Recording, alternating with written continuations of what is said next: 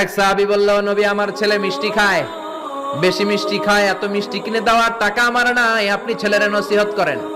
বিশ্বনবী বললেন, বাবু তুমি কি বেশি মিষ্টি খাও? ছেলেটি বলল, জি নবী খাই। বিশ্বনবী বললেন, যাও আগামী সপ্তাহে তোমার বাবাকে নিয়ে আবার আমার কাছে এসো।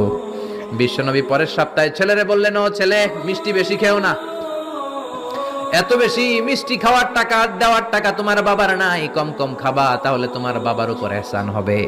ছেলের বাবা বলল, নবী এই কথা তো গত সপ্তাহে বলতে পারতেন।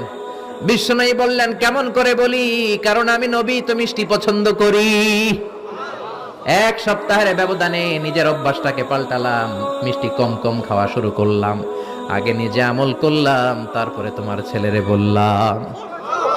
সুবহানাল্লাহ। বাড়িতে যে কি রহমতের নবী, কি বরকতের নবী, নিজে কিছু আমল না করে অন্যরে বলতেনই না। সুবহানাল্লাহ।